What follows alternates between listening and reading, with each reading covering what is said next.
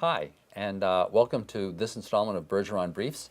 For those of you who haven't seen the show before, my name is Art Bergeron. I'm an attorney at Myrick O'Connell. We're a central Mass firm. There's about 60 of us. The other 59 do something else. I do elder law. I started doing these shows really to kind of supplement the work that I do doing presentations at the Salt Marsh. When I am there, I try to talk more about the legal issues that might be important to people with seniors. The purpose of the show is to introduce you, if you're a senior or know somebody who is, and that's just about everybody, to the people that you ought to know here on Nantucket if you're a senior. One of those people is David Worth. So thank you very much for coming on. Delighted. And it was wonderful to find out in preparation for this. I just did the usual flip. So when did you show up here, right? And you said, oh, well, no, actually, my family's been here since when again? Well, A long 1662. The 1662, a long time. So I'm a 12th generation a long time. Nantucketer. Although you told me your brother makes fun of you because you actually weren't born on the island, even though he was. So you're That's not correct. kind of like really. On the birth certificate, it doesn't say. It doesn't say It that. doesn't right. say. So you're kind of there's a birther issue around so. Apparently. So thank you for coming on. So you were born here and grew up here, and then kind of went away for a long time. Yeah, I did. But Yeah. you've now been back for how long? Well, my family, we've been back since probably about '85. We've been fortunate enough to have a summer home here. Yeah. And then my wife Leslie and I retired here in 2013. I think we're coming on our third full year here. full year here. Yes. Yes. And, so you don't mind winter on? I don't. Nantucket? I don't. That's really the bar. You know, if you could do it in January. Yeah. You know. And no, there's. By the way, I'm from off island, so I've been here in January. This wasn't fun. Yeah. This wasn't. Well, that entitles you to come back in the good But weather. then. yeah. No, so we moved back here, and we have Nantucket, as perhaps many of the viewers know, is becoming an increasingly attractive place for retirees. Right. And there's aside from a very robust cultural community and lots of things to do, there's some great people that have come back to the island, and who've either had situations like mine, or have been coming here for summers with their families, and just have made Nantucket their retirement spot. So. And I've met like quite a few people here You that probably were have. just an amazing group. And once again, I love the Salt Marsh. I gotta love your library though. I mean, the amount. I think that's the most vibrant library, public library that I've ever seen in terms of both. Obviously, they've got books and they've got other stuff, but the amount of things that happen at the library. Their programming is fantastic. It really, just terrific. hats off to the person who does that programming.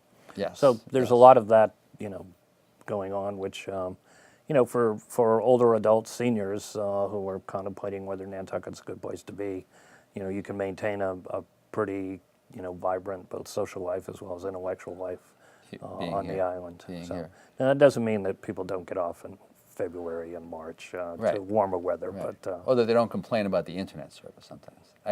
I have to say sometimes. Right. Yeah. Although that's just part of the allure, is that you can really tell people when you're on Nantucket, oh, I'm sorry, I can't do that call. It's just, sorry, I that's just an lost excuse, you. but that's okay. Right. Have to go to the beach. Right. Have to go to the beach. Right.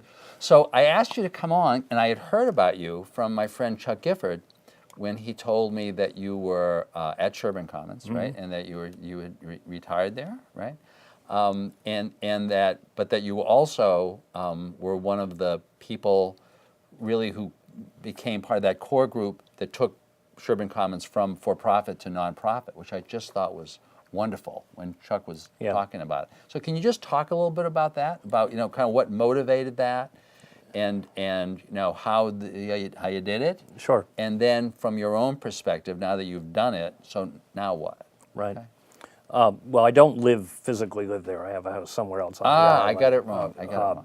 But so when I came back to the island, I actually got involved and appointed to the town's finance committee, and so I, did do some public service and have a background in that. So it was an easy thing to do. Sherburne Commons, as many of viewers know, and has had a very checkered history. I mean, it opened about 10 years ago, and it was a fabulous concept that was developed by local Nantucketers for Nantucketers as a senior community that people could, retire to, be amongst peers, and have a very nice, somewhat downsized lifestyle as they aged. It opened literally in 2008.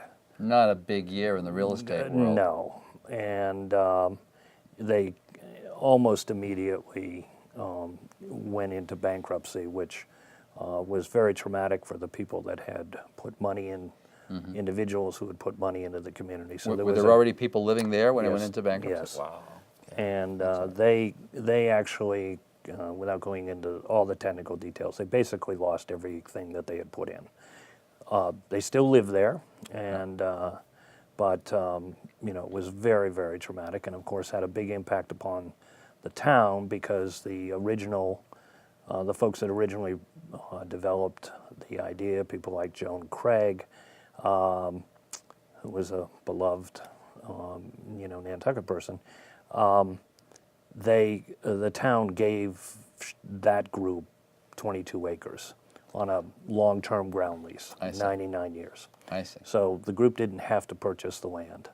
So they went and they built 20 cottages and 40 apartments with dining and all the accoutrements that went with building those senior centers. Yeah. Anyway, so they bankruptcy ensued. They got reorganized. It was bought by a company from Florida in '09, and they quickly had a financial problem as well.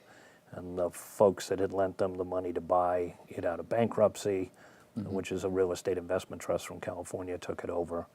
And they continued for the next few years to subsidize. Subsidized. And by the way, operation. are they all? Is everything there rental? Are the cottages and the apartments all rental? Or They are now. They weren't. The original concept was that you would buy in to your apartment or your cottage, and when you left, you got back 90% of your money. I see. So it's almost like a co-op or some kind of not even like that. I mean, it was a standard model for Yeah. senior assisted living and independent living for seniors Yeah, at the time. And Nantucket was not, Sherburne Commons was not the only place that had problems. In '08 and '09, many of these communities had to reorganize themselves financially.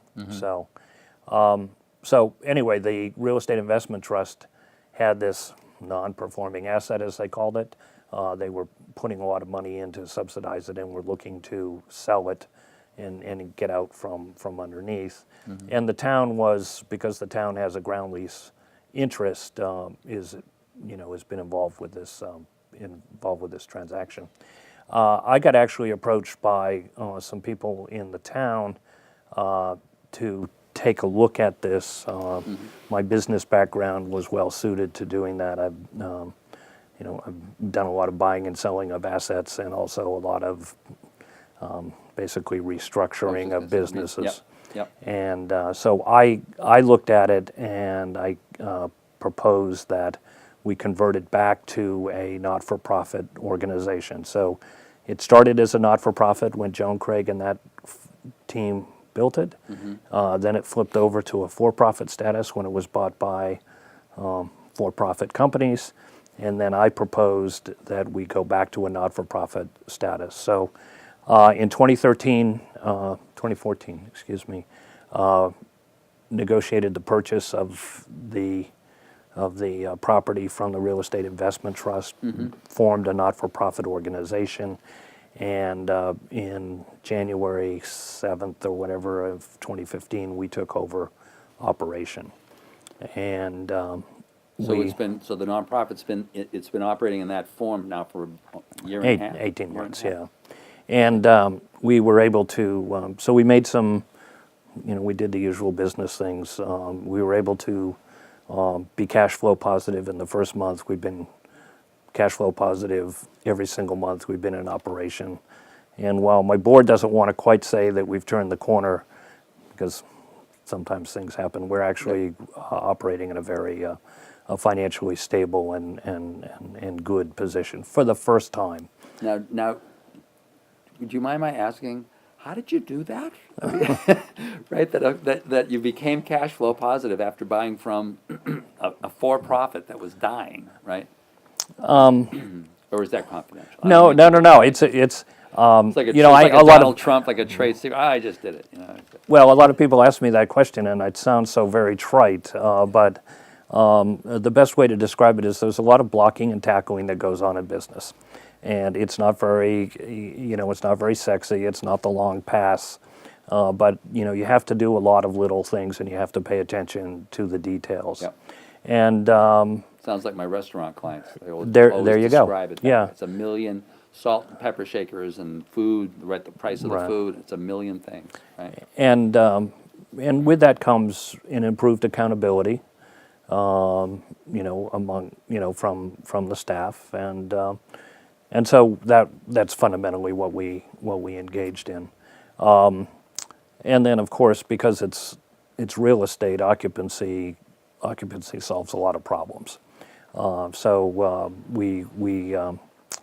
we got our occupancy up a little bit in 2015. We had it drop off at the end of 2015, and now we've actually we're almost at 85% occupied, which the place has never been. I don't remember my friend Chuck Gifford ever talking about those No. kinds of numbers. No, we're very fortunate. We've worked pretty hard over the past basically 2 quarters. We have a younger senior cohort that's moving in, so you know, which is will give some additional vibrancy to the community, and so anyway, we've definitely turned the corner, and you know, so for that I'm quite grateful that That's you know very exciting. it's turned out that way.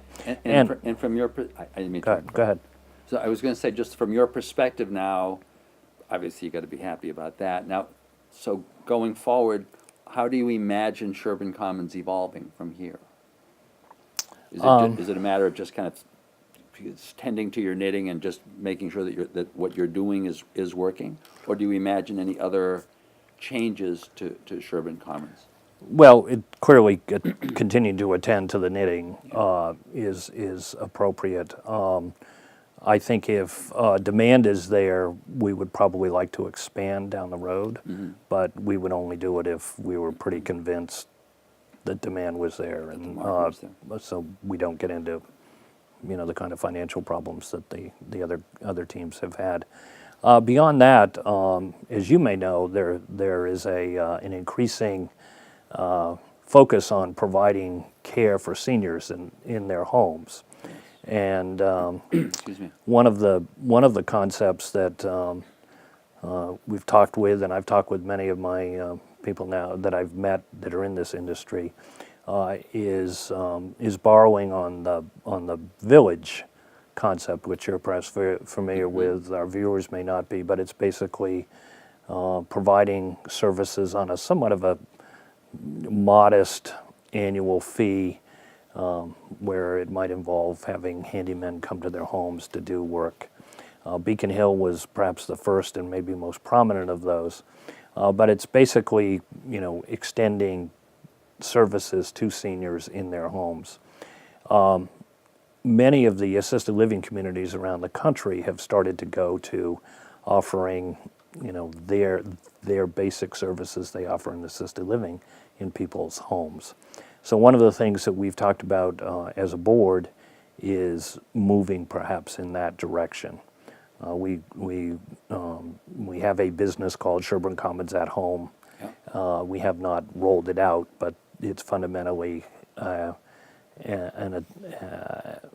attempt, or would be an attempt, to provide, you know, fill in the service gaps here in the community. That's really exciting. That's really exciting because for people who've seen me when I'm at the Saltmarsh, I have a make-believe couple that I always use, Right. Frank and Mary. You may have seen one of these. I have seen, yes. And their goal in life is very simple. They want to die and be buried in the backyard. And I always tell people, now there may be a point at which it's just not safe to be at Right. home, and that's where you really need to look at some other options, because no matter how good your home is, there still snows outside, you know. Right. But to be having the assisted living, especially because it's a nonprofit, so it has more credibility that you're not just trying to sell something to these people, Right, you know. right. to have that be kind of the anchor for those kinds of programs is, I think, really exciting. Do you when you think about that, do you think about that also in terms of getting involved in in perhaps the home care business, in terms of providing not just kind of repairs but also some actual assistance to people at home? Yes, although I think I haven't delved too much into the home care business here on Nantucket. I know Partners was in it. It's a difficult Difficult business. and I'm not sure that we have the density of population to support the kind of home care that people on the mainland might be more familiar with. But I'm particularly taken by the fact that technology is increasingly playing a role here. Right. And Yes. I think there's going to be increased opportunity to provide enhanced care for people with the use of technology, and which is pretty exciting. I mean, this is partially because all of us baby boomers are getting old, but this is an area where there is a lot of investment that's taking place by the Philipses of the world and others that are in this market space. And so there's some pretty interesting types of things going on. It's really, once again, it's interesting though, having you folks kind of be at the center of that, and just this notion of keeping people connected. I mean, everybody wants to be in their house, but I see so often my clients, they never leave their house. Right. And for folks who have got early stage dementia, and that means their spouse never leaves their house, partially because they're too embarrassed to go someplace, but also they just don't, right? And so to give people that connectedness is terrific. Right, and I, on a personal level, both my mother and my father, I mean, I've sort of run on Nantucket through all the care options that really exist down here. So I connect with this on a personal basis, which was actually one of the reasons that I become interested in it. But Because you've seen it play out. I've seen it play out, and you know how it plays. You know how it plays out, and I've seen the holes in the care, and I've seen and talked with people that come to see us and others in the community, where they don't really know where to start and how to get the care. So, Right. so I think Because it's all over the place. it's all over the place, right? So I think there's an opportunity and again, we're doing it as a not-for-profit to, to have a platform and collaborate with others because for it to work on Nantucket, there are a lot of people that have to be part of it, and there are great people that are in, providing the care. So it's not as though, we don't have good people. It's just you've got some great players. Yeah. Well, I think of is it Peter McKay is Peter fabulous. McKay. Yeah. Yes. Yeah. Yes, you have a whole set of those. Yeah. You have just some gems. Right. So can we talk a little bit about I want to say the other end of the care, because we were talking a little Mm-hmm. bit about this beforehand. I know, this again from the work that I do, that in many assisted livings now, they are confronted with the fact that you have an increasing population of folks who are having more severe memory issues. Right. And then on the other end of that spectrum, in the nursing home populations, nursing homes that were really designed to be almost hospitals and treating people who really had serious medical issues. Correct. I've also got a lot of people living there Right. who've got serious memory care issues. Mm-hmm. Do you see do you see yourselves, or how do you see that? How do you see, in terms of those kinds of gaps in care, how do you see that playing out? I know you were talking a little bit about the so-called greenhouse model. Right. But can you just talk about Sure. that a little bit? Sure. Well, as many of your viewers may know, the town has, or the Board of Selectmen have expressed a preference for a new island home, which we desperately need. I mean, the current facility is 35 or 40 years old. It's built on a medical institutional model. Staff is great. Staff, Given the facility, it's a really warm feeling place. absolutely. But it's the old design. It's the Right. old design, yeah. so written into the original ground lease given back to the first group of people was the town has always had the right to locate our island home on an unused portion of the Sherburne Commons land. And through every transaction that took place, that clause is persevered in the contract. So we are neutral about it coming to Sherburne Commons. I mean, we certainly see some opportunity where there are some things that could be shared, not the least of which is, you may start to begin to get all senior services sort of physically in one place. They're in one place. You perhaps can share, things around activities. So there's an argument to be made that, putting everything on one campus makes a lot of sense.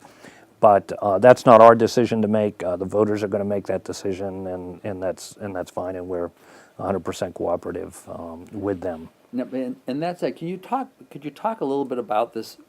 I've heard this term greenhouse, the greenhouse Right. model. Can you talk about that concept as a residential concept, Sure. as opposed to the way we typically think about, and the way my mother thought about nursing homes, as in, don't ever send me to the nursing Nursing home, home. right?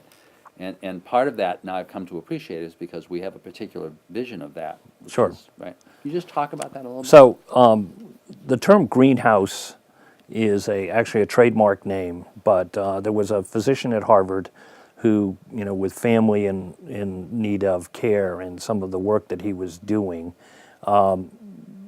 pioneered the notion that if you have people in smaller units and you create a home-like environment, they call it patient-centered care.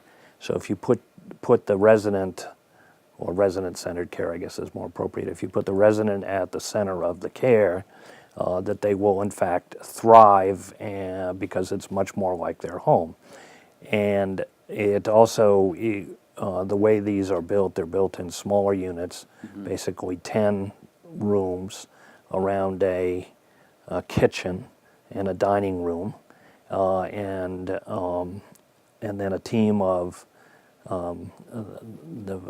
staff that work consistently with that same group. And That sounds very different from the nursing home that you automatically pops into your mind. Absolutely, right? Absolutely. And what they discovered, and Atul Gawande, who is a great author and wrote a fabulous book called Being Mortal, chronicles and is I have a autographed copy. right? Fabulous, Good, fabulous. yeah. He, the notion that in that environment, in point of fact, your life can be certainly richer, but it also can be extended. The anecdotal stories of people that go into a greenhouse skilled nursing facility, expecting that they may only be there for a short period of time. They come to life. They have more control over their day. It's become an environment that is great, and you don't then feel A place where you'd want to live. absolutely You don't want to die. right. So the town has looked at that, and that goes back to a few years ago when the town had done had a work group of community folks who looked at alternatives to our island home, and one of the things that was strongly recommended out of that was that the town look at this greenhouse model as perhaps a different approach to care. And so that's currently what the town's thinking about doing. And Is it your own sense that would be a real addition to the mix here, or that's Sure. What is your sense? I think it would be, I am very pro greenhouse, or if people want to call it a small house Yeah. model. I'm very pro that. I've had a father who's been in our island home. I couldn't say enough about the wonderfulness of the staff and the folks, and about the condition of the facility. So Right. when you see these kinds of small community living for people with skilled needs, it's pretty hard to envision that you would want to do something different. Very, very difficult. And we've had a couple of trips with some staff up to look at a greenhouse in Boston, or in the Boston area, and the staff come back just very enthusiastic about what it is and the possibilities. Right. It's like people almost can't believe it. They just- Right. It's extraordinarily dignified. Because it's small, it's at a scale, you know, that's more human. It truly is resident centered. So, for example, if you know the current setup in institutional type skilled nursing facilities, everybody eats pretty much at the same time, generally 5 o'clock. If in your little unit you decide that you don't want to eat at 5 o'clock, but you want to eat at 7 or 3 or whatever, you know, you're not rigidly connected up to a schedule. Right. So it's Which is huge for a person of that age. The eating is a big Right. piece of your life. You know, it's what's special. and all the food is cooked right there. So much like in your home and in your kitchen, and we all know that when you have parties or whatever, where does everybody congregate? Everybody congregates in the kitchen, and so what happens in these greenhouses is people congregate around the kitchen, and watch people cook food and have conversation, and you know there's a real engagement. So when you see Yeah. these in action, you just you know you it's really hard to envision that you would want to do something else.